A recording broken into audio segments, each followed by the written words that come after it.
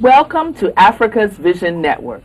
Africa's Vision Network features African issues on culture, education, economic empowerment, and other topics focusing on the African world. I am Princess Ayo, your host for today's show. The title of our show is Crossing Cultural and Racial Divides, and it deals with those of us who have parents from different cultures and races. And our guests this evening are going to make the show very interesting. We're so glad to have them. One of our guests is Mrs. Trudy Gatewood. And we have Miss Tu Hien Lum. Did I do that good? Yes. And Mr. Elliot Lewis. We're so glad to have you with us, the three of you. Glad to be here. Thank you. Thank you for coming. Mrs. Tu Hien Lu, I'm determined to say it right, Lum is the founder of the Lum, right? The LAM organization. The LAM, is it called? An organization devoted to helping to heal the hearts of Ameri-Asian children from World War II, the Korean War, and the Vietnam War. Mr. Lewis is a freelance TV reporter in the Washington metropolitan area, and Elliot is an energetic, uplifting, thought-provoking, down-to-earth, and incredibly funny public speaker on multiracial identity and interracial family matters. And Mrs. Gatewood is a marketing analyst in Northern Virginia. And she's a girlfriend of mine and a co-worker. So I'm really glad that you all could come to be on the show. And I expect to have a very exciting evening to sit back and relax, and our audience can peek into our lives and see what it's like for those of us from different cultures. And it's interesting to me because, of course, I'm from a family that is of two cultures also. But it's just amazing that so many of our young people today are in the same situation, because this is the way the world is. It's getting smaller and smaller. People are meeting over the internet, pray tell, and matching up. And it's a different world. It's an interesting topic, and I think it's important for us to talk about it. So what we're going to do is we're going to go around, and each person is going to tell us about their background, where they come from the time you were little till now.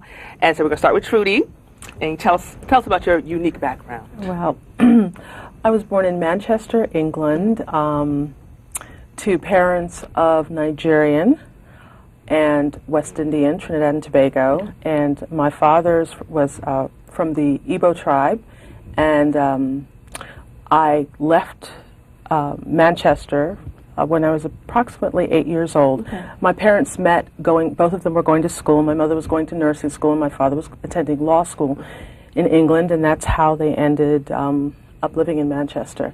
And we migrated to the United States at approximately the age of 9 or 10, and I've lived in the Washington area ever since. Good. What are you doing now? I'm a marketing analyst for a telecommunications company in Northern Virginia. It's basically it, raising a family here in the States. All right. Thank you very much. And my name is Tu Hien Lum.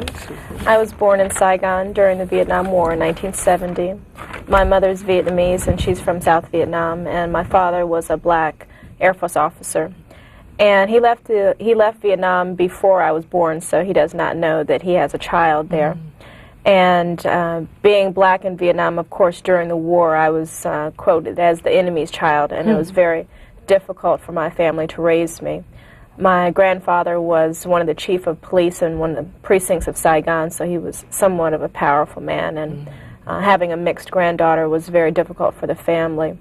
And my mother tried to get me out of Vietnam before all the hatred could be compounded there, and they were trying to get mixed children out at just in huge numbers before the fall of Saigon, and I was one of the fortunate ones that was able to escape the war. Due to the fact that I'm mixed with black. That was a blessing on my part.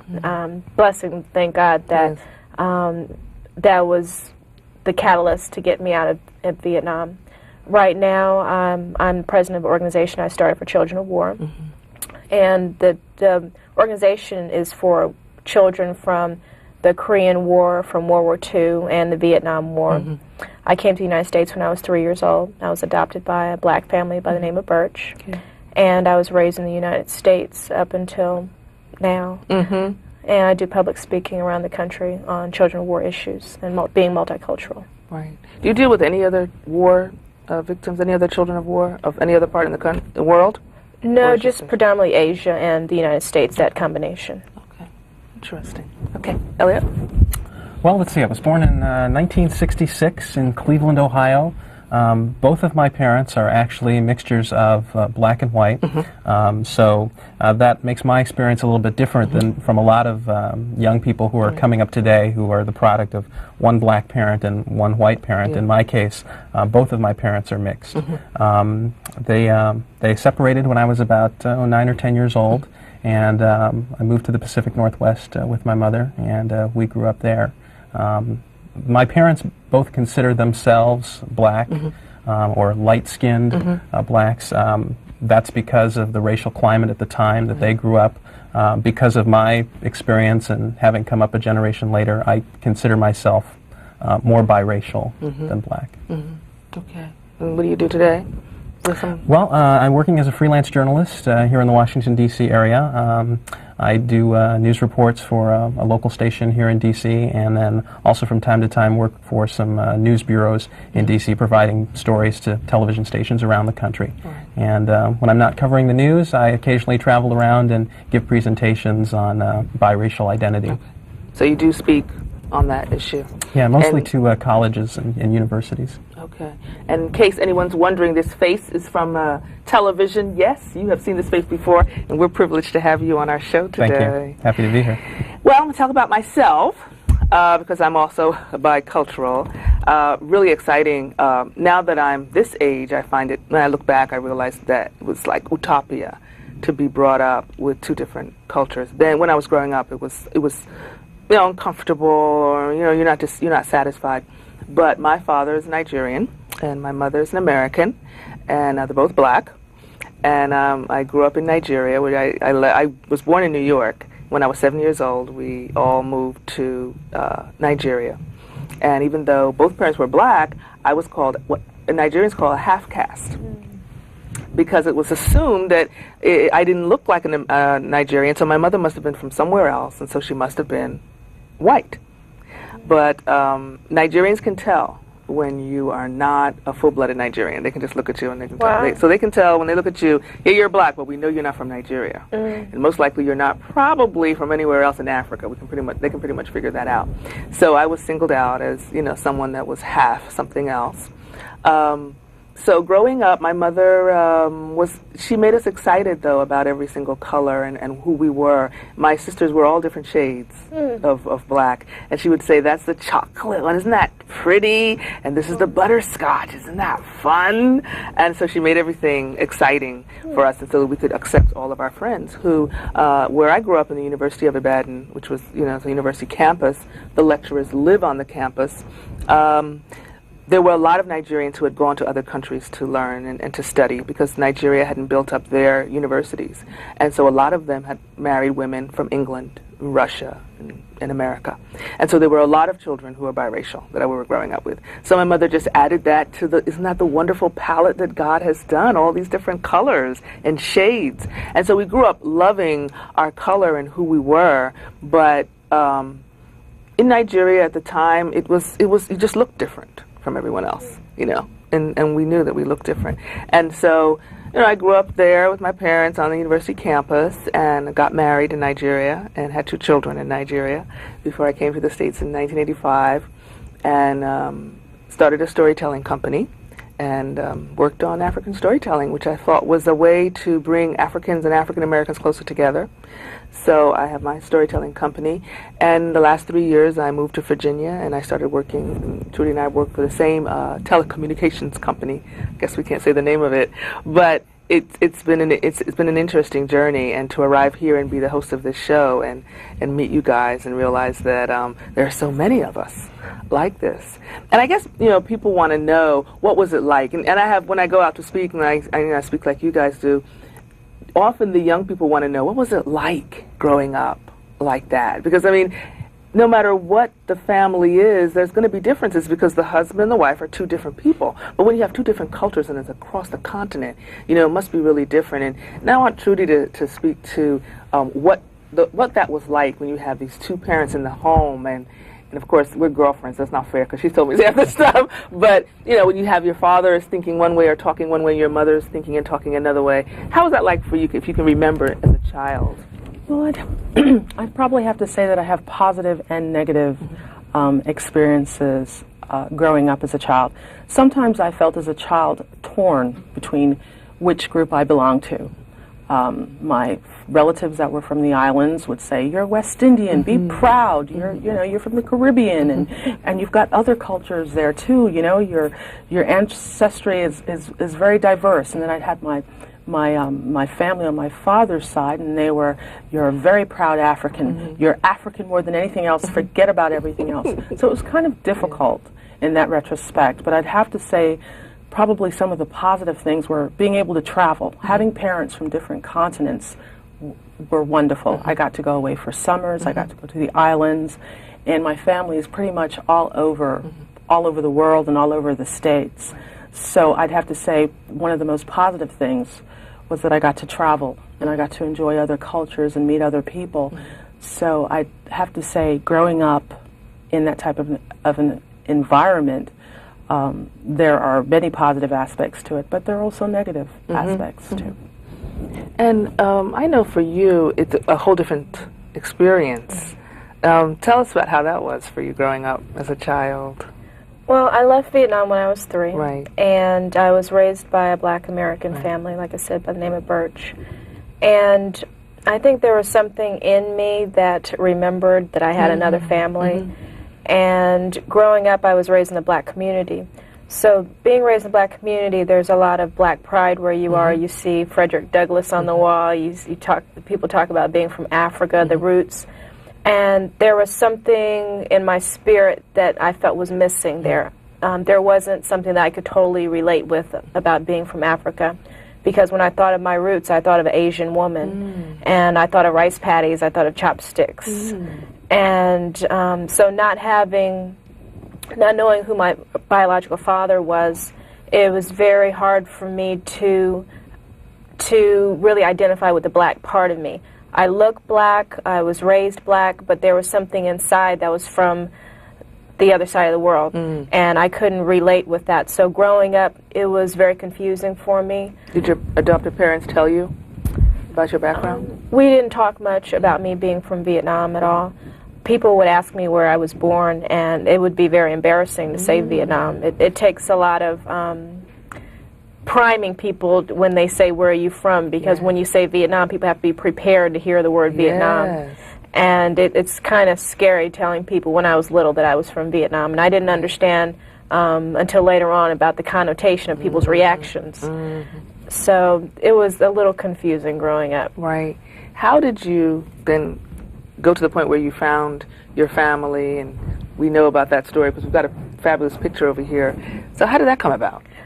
Well, growing up, I always knew I had another family. I did not forget my mother and my mother in Vietnam.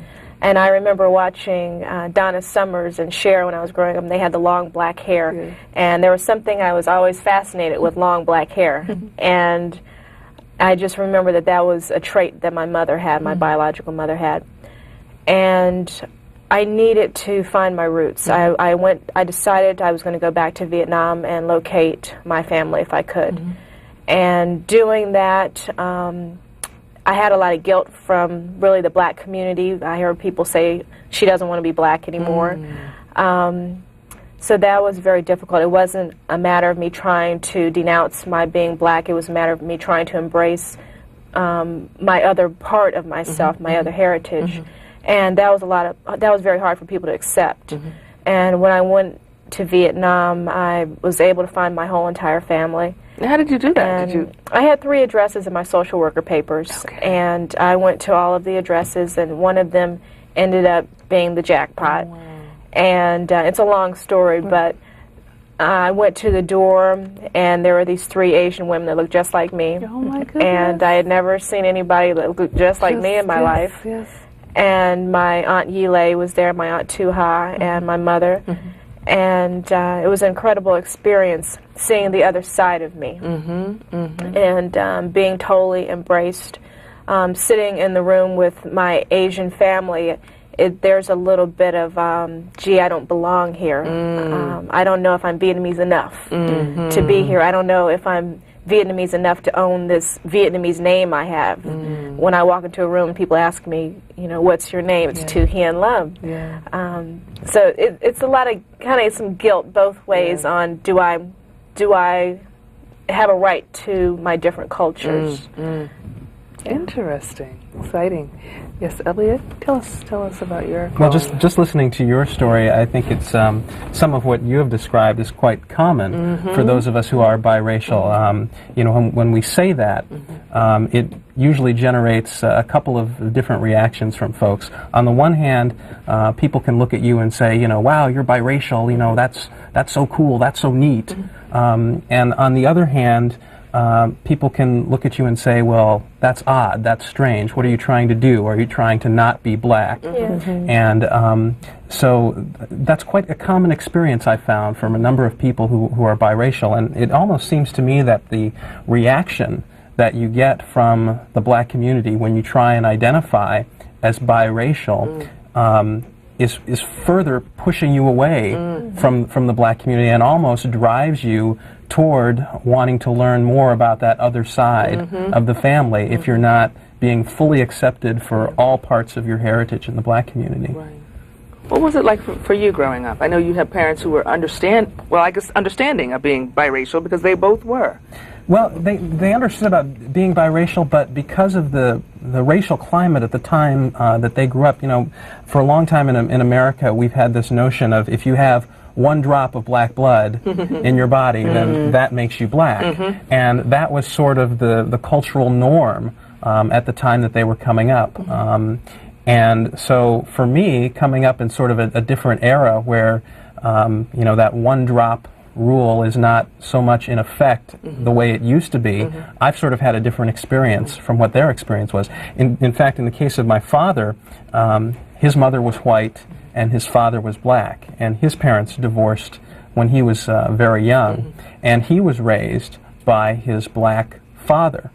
So I've often wondered what role that played into his psychological development. Had he been raised by his white mother, you know, would he have grown up and passed for white and married a white woman and so on? Yeah. It's interesting how our experiences are so different, but the similarities are there with that tugging on both sides seems to be so prevalent. Yes, definitely. Because, you know, when Nigerians say to me, you're a Nigerian and nothing else, like, you know, truly experienced. So, and then I say to them, but what do you want me to do? Just throw my mother away? I can't throw my mother away because she's an American, but you're not really an American. Well, maybe I'm not really an American, but to her and her family, I am one of them. And the only way I can be one of them is for them to call me an American. I said, and I think our children will probably, I know my daughter calls herself an American Nigerian. And so I just wonder, you know, going around again, some of the experiences, how we're dealing with it today. How do we live our lives today, you know, coming together with this? One point I'd like to make is that I think a good example of just being, not really having a label is the Puerto Rican community. How in that country, if you're Puerto Rican, doesn't matter what color you are, doesn't matter what the heritage of your parents are, whether they're African or whether they're Caucasian or European or whatever, you're just Puerto Rican, and it would be very nice if you could just be American, but have other things besides, you know, being an American, but also be multicultural, multiracial. And I think that is something, that's where we're heading. I think the way society is going, the way America is moving, I think we really are becoming a melting pot. And I'm hoping that's the way, you know, that's the way it will continue. And it won't be an issue with who you marry or what you are or who you are. Right. How, and I'm still sticking with Trudy, how do you think you will bring up your children differently than you were brought up to, if possible, cross the divide or make it more, I don't know, not a problem? Well, my son, it's so hard to explain. I mean, I have to say he's very much multiracial and multicultural because my husband is West Indian, African American, also Cherokee Indian. He's got a variety of different cultures, and I think European also. When you look at his face, you can tell. And I think my son is a combination of that, and I've told him to be proud of his African roots, that his grandfather was from Africa, be proud of his other roots, be proud of being an American. And I think that's the way I'm trying to raise my children, is that to be proud of everything. You don't have to choose one over another. You are who you are, and you're a variety, your spice, sort of like what your mother says, So I'm hoping. One of the things that I find when I give talks on this subject is that there seem to be two different philosophies of how people should identify who are multiracial. And some people take the position that, well, gee whiz, if you have one parent who's of one race and another parent who's of another race, that makes you multiracial by definition, and that's the way you ought to consider yourself and go about identifying yourself in society.